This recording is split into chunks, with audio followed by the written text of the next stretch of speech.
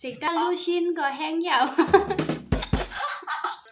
ไม่ซุ้งค่าไล่การทำได้ต่อได้จือวันน้องเลยหลับน้องก็บ่ทางไหนตั้งมันน้องอันนึงอันใดน้องก็เป็นให้พ่อแม่ตามที่ตั้งซื้อน่ะสังเกตว่าอ่ำมิ่งเงื่อนไหนก็เลยเมื่ออยู่จำเขาไหนก็กำเดินก็มันถึงจะเลยผ่านมันก็ถ้าเดมี่อยู่2ก็ดังหอมในด้านของนั่นครับเดผ่านแล้วนะทำทั้ง2ก็ไว้ไหนเอา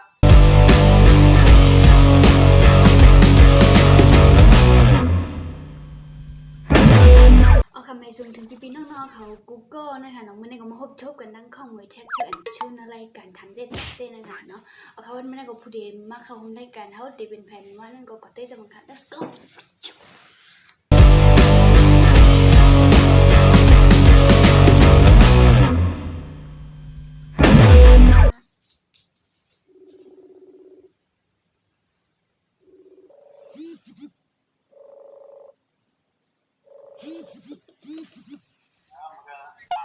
ฮัลโหล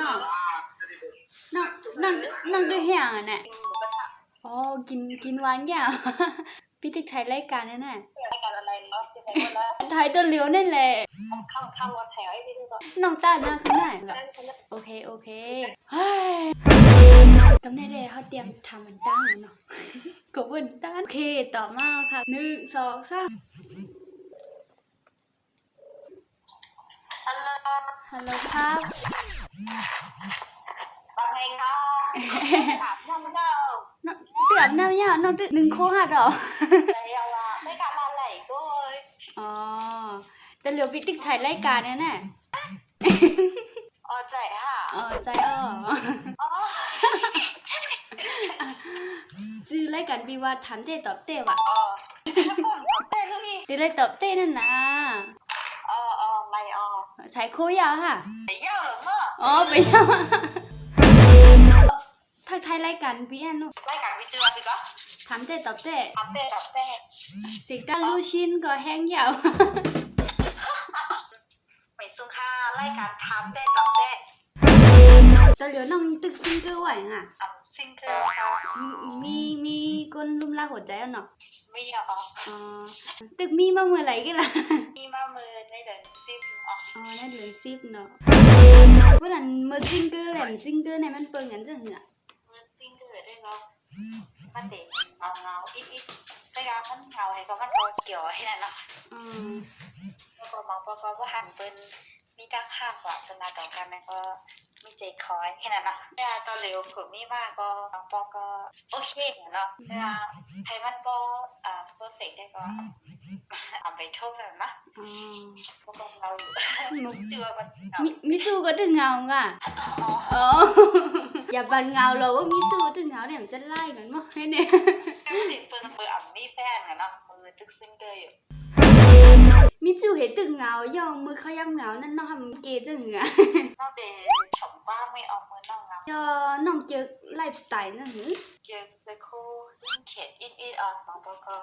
นมตัวใหญ่ๆให้นั่นนะก็น้องเป็นก้นจ้องเป็นไหลให้นั่นนะไม่ครับเพราะมันเกินตัวน้องเนี่ยถ่ายท้ายได้ค่ะดีว่าก็เพราะว่ามันเกินแห้งน้องไว้ก็น้องห้ามได้น้องก็ดีเพราะเป็นถ่ายท้ายได้ในห้องปฏิเสธมันก็เยอะนึงค่ะเนาะแบบจ้องเป็นไหลกันเนาะให้ก้นลงสุดโดสูงแห่งกำลังใจค่ะถ้าชาวอันก็จะอยู่ด้วยก็เร็วในกำนี่เหมือนครั้งได้กว่าอยู่จ้องไปก่อนเนี่ยแล้วก็อยู่ก็เร็วได้มันเต็มป๊อกมันได้จะอยู่จ้องอ้อยก็นำเลยสิอยู่ก็เร็วนั่นน่ะเนาะมันเด็ดไรเฮฮาย่อกับมันเด็ดไรมีตั้งเสื้อน้ำแอนนั่นน่ะนะใช่แล้วค่ะมาเงินในมันก็ลำลองอ่ะก็การสุนทรน้องอ่ะวุ่นเหนือจังคือเขาก็คอนนั่นน่ะเนาะก็โดนดันน้องเลยลำลองแค่ทำแค่ว่าลำลองนะก็เป็นนักงานเพื่อนจังหวัดจะให้หลงด้วยนั่นกันเนาะแต่ก็มาเป็นตอนนึงที่ลำลองก็บ่ทางไหนตั้งมันน้องอันนึงอันใดน้องก็เป็นให้พ่อแม่ตามที่ตั้งซื้อน่ะเนาะแล้วก็พ่อแม่ตั้งซื้อพ่อแม่ทำมิสานเนี่ยก็พวกมีเงินให้ก็ไล่ปันเขาให้ยังก็ไล่อยู่จำเขาแล้วมันก็เป็นนักซื้อน่ะเนาะสังเกตว่ามีเงินไหนก็ไล่เมื่ออยู่จำเขาไหนก็กำเดินก็มันถึงจะไล่ผ่านมันก็นะคะเนาะก็ประวัติการหาเงินต่างดีต่างแล้วนั่นค่ะนะโอ้ยก็ห้องเห็นอันยำอยู่ห้องเห็นมาจอมกันแน่น้องวันในห้องเห็นในไผ่หน้าหักหรือเปิ้ลเนี่ยนะก็ถือว่าให้ไผ่หน้าหักหรือมันสู้ไหนได้ก็มันมีขนาดยังไง ตั้งนาข้างในเหมือนกันกล้องเลยกล้องให้นะเนาะมันก็พอดีเลยใจมาเจอเขาเป็นแนวหวานๆแต่ก็เขาก็น่าฮักกว่าแนวหวานๆให้เนาะแต่ว่ามันก็เขาได้เป็นแนวที่เท่เนี่ยก็มันก็น่าฮักกว่าแนวฝันแนววันแทนก็ให้มีว่าก้อนให้ดีฮักหรือเป็นสู้ได้ก็มีเหมือนกันน้องมีปุ้ยก็จำใจเลยค่ะนี่ออกจำน้องยำลาท่าเห็นบอกยำลาเนาะวันนั้นก็เอาดื้อตั้งไหนก็ลาท่าปุ้ยก็จำใจน้องเองก็เลยผัดเสียงหอมเนาะค่ะก็เลยมีอยู่2ก้อนเสียงหอมในด้านของนั่นครับเลยผ่าล่าว่าหักทั้ง2ก้อนไว้เนี่ยหักปิ๊งหักปิ๊งอะน้องเลยสินั่นลูกเขาก็เหมือนใครพักถึงขนาดนั้นจูที่เขาว่ารายการบางเนี่ยก็แค่ไทยทางเตียวให้นะเนาะรู้สึกอะไรอยู่ก็เร็วนั่นน่ะเนาะจึงมีอุ้ยก็อยู่ย่ำคางดาเซ่นั่นเขาก็อันว่าจัดปานั้นว่านั่นน้องตอนดัดน้องใครเปิดตีปองนั่นจังเนี่ยก็ตอนดัดน้องไม่ก็จัดปานั่นเป็นจะมีสายใจก็ตึกเด็ดโทษกว่าที่ละลายนิ้วทั้งนายเนาะมันตึกดีนายก็ให้นะนะแล้วก็เดี๋ยวนั่งก็เรียนปุ่นมากก็เป็นตอนสอนให้ตอนอยู่ก็ให้มันเป็นตั้งซื่อใจตั้งนานมากก็ให้มีแผนการไว้ให้น้องแก้วนอกเขาย่ำไหลอันเจ้าเก่าบ่นว่าทุกข้าเสเบิ้นในหยาบเสเบิ้นนั่นน่ะเนาะเตียนเจ้าเก่าลืมไหลบอกให้มันน้องก็ใหญ่มากก็มือปองดีน้องจ้าเด็กค่ายตีอยู่นั่นค่ะเนาะค่ายก็ที่ห้องเฮนตีนึงให้ก็เป็นตีอยู่ใหม่ๆแห้งให้ก็แล้วก็อองตีอยู่ก็เป็นหนังใจให้ก็จิมลองถามว่าตั้งฝันการสั่งตั้งมาเพื่อนให้ก็ตั้งมายาวไว้ก่อยก็มันเป็นตั้งทุกค่ายเกี่ยวกับลองใจให้นะเชื่อว่าใจคอยย่างๆเนี่ยในก็มันถึงเป็นตั้งซื่อใจแบบที่นั่นเนาะก็เกี่ยวกับลองค่าตัวมาได้ก็บ่มีเงินนั่นเป็นตั้งทุกค่าใจให้มันเป็นที่เขาเหมือนเดิมแล้วก็เขาออกมาเป็นป้ายใจแบบที่นั่นเนาะเหมือนนั่นได้แต่เลยว่ามันเดินคือแห้งๆเอาค่ะมันนั่นมือปวดมา7 ปีเนี่ยบอกว่าในเจ้าเก่าตึกไข่ห้องเห็นมาเหรอก็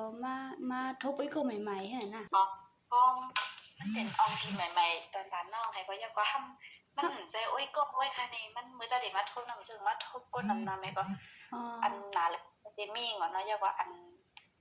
แค้นใจเฮาหรือสิเฮามันก็มีนั่นก็ว่าเฮาก็ต้อยไปตีก้นแค้นใจหรือเฮาให้บ่เอาเป็นตั้งทุกค่าเป็นเหมือนนั้นให้น่ะเนาะก็ตอนเร็วซึ่งนั้นมีอันนั้นเนาะก็ใหญ่มากของใจไปแล้วบอกว่าในตึกไข่มาอองตีใหม่ๆเลยก็มันก็ตึกที่เป็นตีใหม่ๆเข้าไปมืดนั่นน่ะเนาะใจค่ะยก็ในกูวันๆในน้องเอาอีสานเป็นแห่งใจก็ต่อสู้ก่อนล่ะเพราะตลาดกูวันๆในได้ก็เบิ่น้องเฮ็ดการได้อันนึงให้ก็น้องมนว่าการเรียนน้องเฮ็ดตอนเร็วแน่เป็นแห่งใจน้องตอนน้องต่อสู้กว่าให้เดียวฮัลโหลตอนเร็วน้องไตไผหยังไว้อ่ะไตไผในอยู่ก็เร็วแกค่ะใจอยู่ก็เร็วก็ถึงว่าน้องล่าเรื่องมันน่ะพี่ว่าใหญ่ค่ะกูบอกแต่เหมือนทางเหมือนจึงว่าพดเราเศร้าๆให้นั้นนำนะก็แน่เหมือนจึงชีวิตสดใสเหมือนจึงฝนตกมาแล้วก็พาขึ้นฝั่งให้นั่นน่ะเอาค่ะยันอะไรยินจมน้ำน้องนั่นน่ะเนาะที่แต่ฮับพงปีก็เอาตึ้ตั้งเห็นมาเขาโฮมรายการปีจ้องนั่นน่ะเนาะค่ะยินจมน้ำค่ะ I love you bye bye good night ค่ะ